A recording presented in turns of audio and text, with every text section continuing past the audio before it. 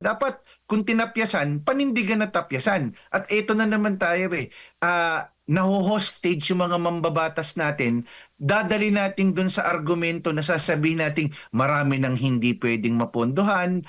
Hindi rin ako for purposes din ng transparency. Bumalik din ba si Secretary Dizon sa drawing board at pina-identify ano yung talagang project na kailangan, priority, and so on and so forth. Kasi at this juncture, talagang wala, hindi ko sasabihing mababa. Wala nang kumpiyansa pa rin ang taong bayan kapag pinag-usapan o usapin ay patungkol sa project, infrastructure, or any flood control project for that matter. Natapos na rin po itong Bicameral Conference Committee meeting para po sa final na version nga ng 2026 National Budget. Kung hindi ako nagkakamali, kaninang madaling araw, mga alas 2:20 ata, tinapos ng Senado at ng House of Representatives yung pagtalakay ng ilang pong amendment ng 2026 General Appropriations Bill, Prof. At umabot ito ng, kung hindi ako nagkakamali, 6 na araw. Mula noong December 13 hanggang 18 nga, itong pagdinig ng 2026 national budget ng BICAM. Sa tingin po ninyo, sa kabila ng mga scandal na nating narinig, ito bang tama bang sabihin na itong budget natin ngayon ay ma-cholesterol pa rin? I mean, may mga pork barrel pa rin, may mga discretionary items pa rin na susceptible sa korupsyon. Ano bang basa mo sa budget natin ngayon? Alam nyo, tingin ko hindi naman yun mawawala. Lalo na sa sistemang meron tayo. Kanina pinapakinggan ko yung pahayag nga ni Attorney Raul Lambino at ako sumasang-ayon ako dun sa kanyang sinabi kasi kahit nasabihin natin na transparent yan dahil napapanood natin, ang unang katanungan natin dyan ay yung detalye sapagkat yung pinag-uusapan nila as a whole hindi naman talaga pagdating sa BICAM nahihimay ng mabuti.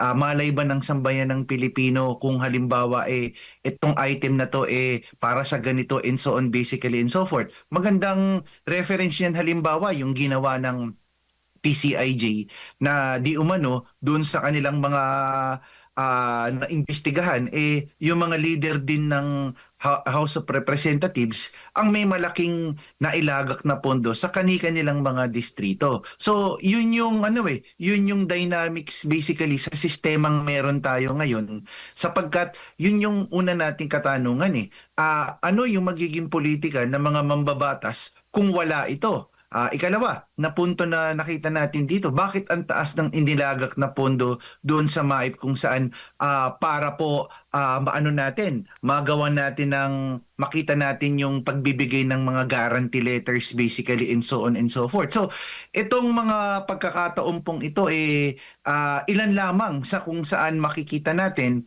na meron talagang ano pa rin din po pork na tinatawag kasi kung wala po ito, paano po sila makakapolitika sa kanilang mga constituencies? Ikalawang punto po yung pagdating po sa ating mga senador. Kaya kung mapapansin po natin, malaki ang role nila at sa mga aligasyon at di umano na mga pagkasangkot sa flood control program. Bakit po? Kasi binoboto natin yung senador natin at large. Ibig pong sabihin, talagang kung ako tatakbong senador, ang unang konsiderasyon ko dito ay yung gastos. Kasi binoboto natin ng buong Pilipinas yung ating senador. Hindi katulad sa Amerika na pinagmulan nitong sistema natin na binoboto lamang sila by state na dapat binoboto din natin ang mga senador natin by region. Opo. At isa din sa nabanggit po ng ilang senador na may mga allocable, non-allocable na umaabot sa 500 billion pesos. Itong items nga sa DPWH sa budget na maaaring magamit, Prof, para sa mga tinatawag na yung patronage politics na nagdudulot po ng pagtutol mula naman sa ilang senador patungkol nga dyan. Prof, ano naman po ang masasabi po ninyo? Yan pa isa. So, alam nyo, hindi ko rin din maintindihan. Tama yung sinabi ni Senator Legarda. Ang reference nila kung bakit nila tinapyasan, mismong datos na nanggaling sa DPWH. Tapos, ito ngayon, yung sa pagkakatapyas, yung savings na, doon din naman pala mapupunta sa kanila. So, ano ba talaga? Ano ba yung laman at ano ba talaga yung totoo dito pagdating sa mga sa ipinapanukala nilang budget. Ikalawa, parang hindi ba dapat bago yan ibinigay na proposal, nagawan na nila ng complete line item proposal yan? Hindi ba? So, yun lang amidst all of this, mismo si Secretary Dizon, number one na dapat na mas naging transparent sa pagbibigay ng line item budget at yung talagang totoong costing. Pwedeng sige, sabihin natin, ipagpalagay natin na for the sake of argument, tama na every region nagbabago yung presyo ng halaga ng mga materyales. Pero dapat, di ba, merong kolatilya na meron silang ballpark figure based dun sa kasi kung transparency ang sinasabi natin, 'di ba? Ngayon, kung ako naman yung mga mambabatas, ako yung mga senador, parang chess yan, touch move, di ba? Dapat kung tinapyasan, panindigan na tapyasan. At eto na naman tayo naho-hostage yung mga mambabatas natin, dadali natin dun sa argumento na sasabihin natin marami nang hindi pwedeng mapondohan. Hindi rin, ako for purposes din ng transparency, bumalik din ba si Secretary Dizon sa drawing board at pina-identify ano yung talagang project na kailangan priority, and so on and so forth. Kasi at this juncture, talagang wala, hindi ko sasabihing mababa, wala nang kumpiyansa pa rin ang taong bayan kapag pinag-usapan o usapin ay patungkol sa project, infrastructure, or any flood control project for that matter. Opo, pero kung ganito po ang nasasabi po ninyo na parang duda nga ang ilan sa ating mga kababayan pa rin sa budget natin for next year, papayag, sang-ayon ho ba kayo doon sa mga suggestion ng ilang senador na mas gugustuhin pa ang reenacted budget kaysa magpasa ng isang batas na questionable at may issue pa rin po ng katiwalian? Actually, Sir Jade, wala ang tulak kabigin yung pareho Pero kung kumpara between this version at saka dun sa 2025 na i-reenact, tingin ko naman mas formidable itong meron tayo ngayon as compared doon sa talagang 2025 na budget. At least ngayon naiayos na makita natin, nagkaroon ng decent budget ang education at saka ang social ang education at ang health.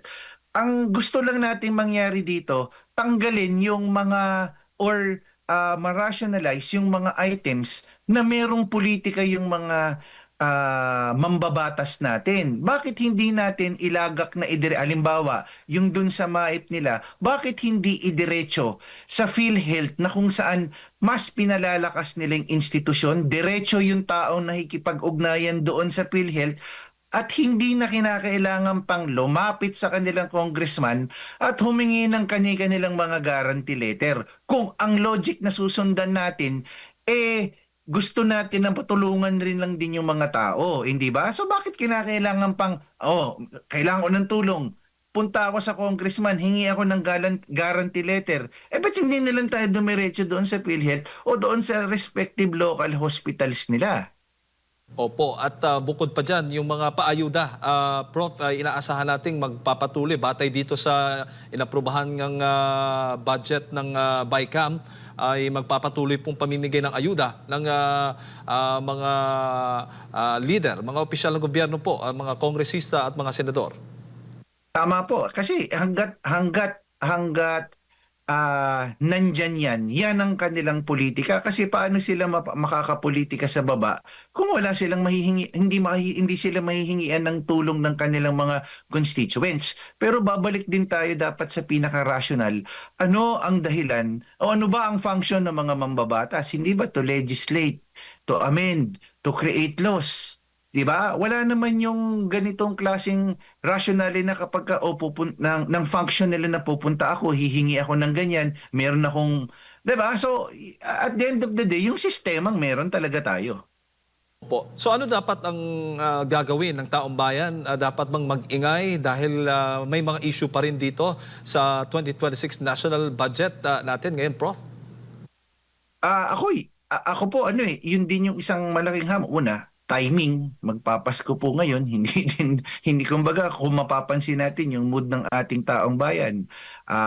Syempre po, holiday season. Ikalawa po, nagagamit po na education.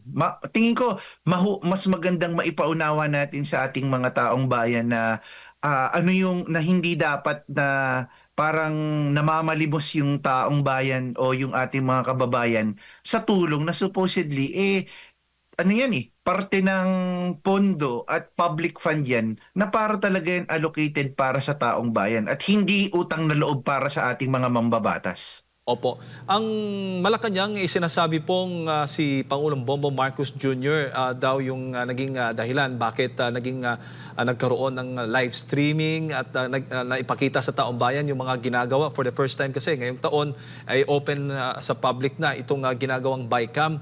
Ano naman po ang masasabi po ninyo doon?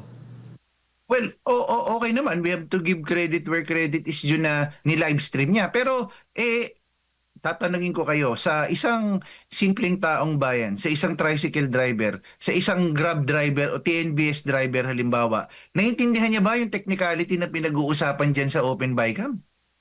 Na yan? May problema din kasi dun sa proseso. O bagamat naka-livestream, pag sinabi na ang pinag-usapan dito nakaganito sa budget ng DPWH, line by line item, mabubusisi ba dyan? Baka din kailangang amyendahan nila at tignan din yung budget cycle.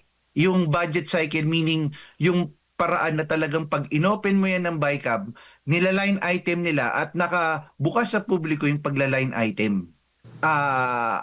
Nakada ahensya. So that kitang-kita ng taong bayan. Pangalawa pa, sa simpleng lengguwahe, naiintindihan ba nila yung kai-English sa technical aspect na ito? Sa mga nakakaintindi o dun sa mga nasa akademya, maaaring ito naiintindihan na mabuti, pero ito kung i-open mo siya, paano yung sa mga common tao? 'Di ba? So may problema ka rin din. But of course, we have to give credit din naman sa pangulo sa pag-o-open at pagsasapubliko nitong BICAM. Ang tanong diyan, ito yung tanong ko. Pagkatapos ba nitong open BICAM na to, tapos na to o baka mayroon na namang small group? O pagka may small group ka, dun tayo kabahan na merong next process ng small group na naman yan. Pero kung pagkatapos ng BICAM, yan, idediretsyong itatransmit na doon sa Malacanang, well and good siguro. Opo, Prof, bago ko lang ipasa kay Partner Admar, ang Pangulo nagsabi na noon na mahiya naman kayo. Pero dito sa budget po natin for next year, nakita po natin, correct me if I'm wrong, doon pa lang sa NEP may mga tinatawag ng allocables dito nga sa 2026 national budget po natin. Anong masasabi po ninyo? Ah, yung mahiya po kayo, parang hindi naman po tinatablan yung mga yung mga tao po. So, hindi ko po alam parang wala pong tagos yung yung terminong mahiya po kayo. Opo, Prof, magandang umaga po, si Admar po ito. Magandang Balikan umaga ko lang po, din Edmar. yung SONA ni Pangulong Bongbong Marcos last ngayong taon na ito. Sabi niya rito, and I quote, "Therefore, for the 2026 national budget, I will return any proposed general appropriations bill that is not fully aligned with the National Expenditure Program. And further, I am willing to do this even if we end up with a reenacted budget. Hindi ko aprubahan ng kahit anong budget na hindi alinsunod sa plano ng gobyerno para sa sambayan ng Pilipino." At along this line, maraming kumbaga may pumalakpak doon sa kanyang SONA. Pero parang taliwas ba yung nakikita nyo po dito sa mga pahayag ngayon ng Malacanang na sinabi nila na ang gusto ng Pangulo hindi talaga reenacted budget at ito ring nababanggit niya na hindi siya papayag pag hindi na ayon sa NEP.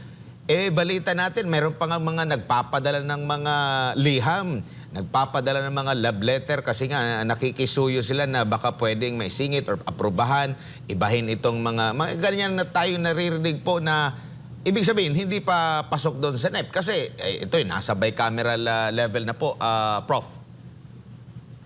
Una, siguro yung interpretasyon natin nun yung panahon na yun na sinasabi ng Pangulo na even if the budget is reenacted, baka yung ang ibig sabihin dito ng Pangulo na talagang hindi niya palalagpasin yung budget na malayo doon sa National Expenditure Program. Pero tingin ko may mali kapag reenacted kasi yung 2025 ang daming red flag.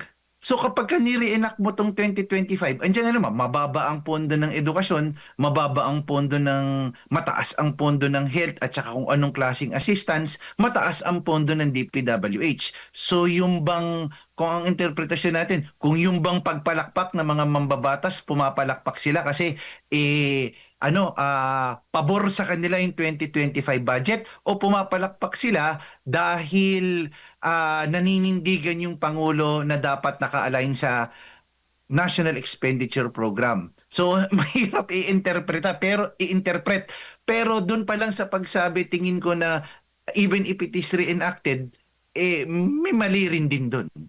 Hindi ho ba? Kasi itong ang 2025 ang di umano at kitang-kita natin na ang daming red flags dito sa 2025 budget talaga.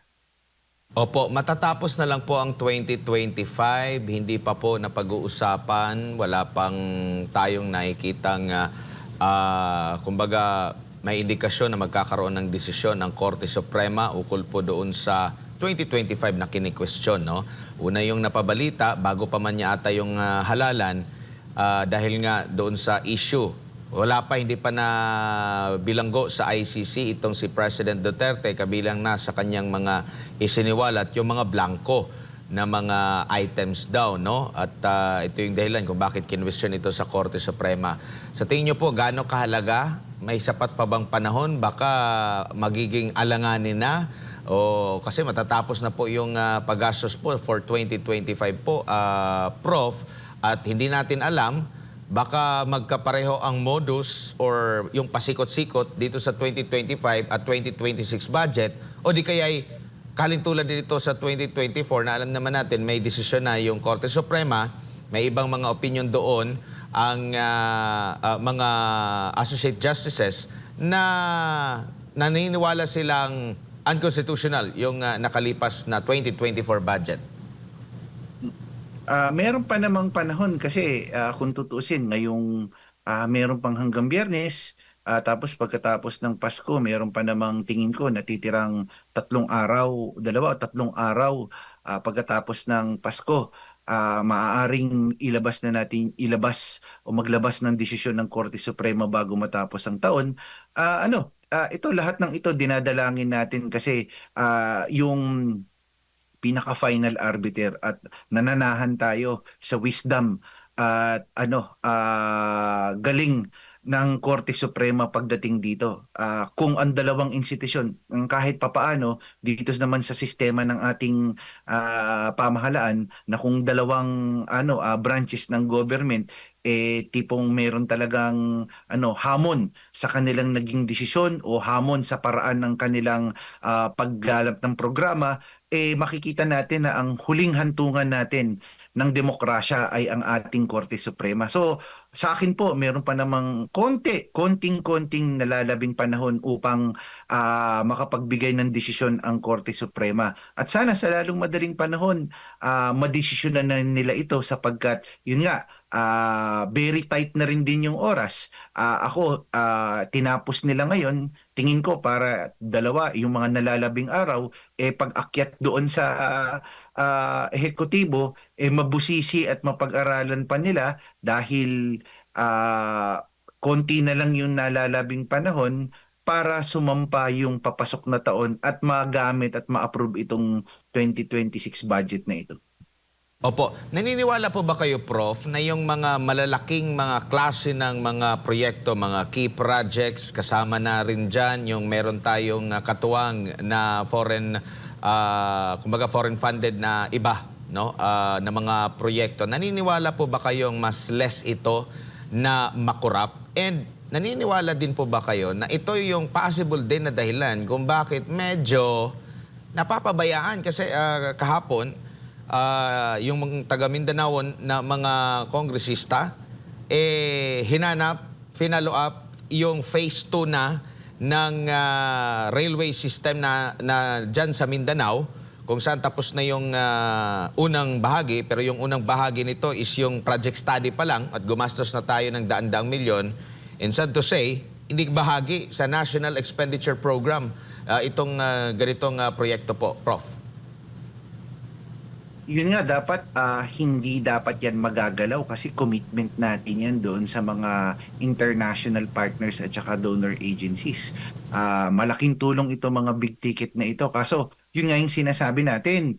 Ano yung transparency na tinatawag? Kung hindi pa chechekin ng mga mambabatas at proactive yung mga mambabatas na nasaan yung pondo ng pondong ito dun sa kanilang distrito na may ginagawang big ticket project na coming from an official development assistance fund, paano malalaman ng taong bayan na ganun pala yung nangyayari? Pangalawa pa, meron bang in-specify halimbawa? Kaya nga, may problema dun sa pagdinig In-specify ba na, eto yung big ticket projects, ito yung pinondo, ito yung reference ng 2025, itong 2026 na pondohan ito for purposes ng transparency.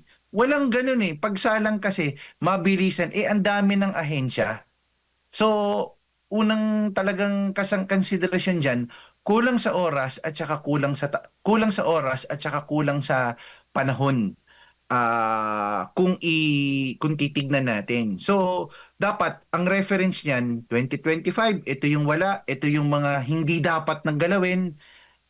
Doon natin tignan na reference point para makita ng taong bayan na klarong-klaro. So, pagdating dyan, dapat hindi talaga po nagagamit o nagagalaw yung pondo. Kasi commitment yan ang funding niyan nanggagaling sa international. So, dapat talagang ini-ensure natin na meron itong pondo. Opo, kung nasubaybayan niyo po yung tahak nitong si President Bongbong Marcos mula pa noong panahon ng kampanya for 2022 elections hanggang sa mga nakalipas po niya na mga State of the Nation na address, sumasalamin ba sa kanyang sa kanyang administrasyon ng mga budget yung kanyang mga pinagsasasabi noon at mga pangako? Sinabi pa naman niya na yung mga pangarap ng mga Pilipino ay pangarap niya rin. Prof. Pangarap na lang po natin, Edmar, na maging pangarap itong mga pangarap na ito. At sa 2026, mangangarap tayo, Edmar, na maging maayos sana. At siguro sa pagtatapos po ng 2025, ipagdasal natin na mabuti na itong mga pangarap na to maaabot pa natin sa nalalabing 2 taon, Edmar.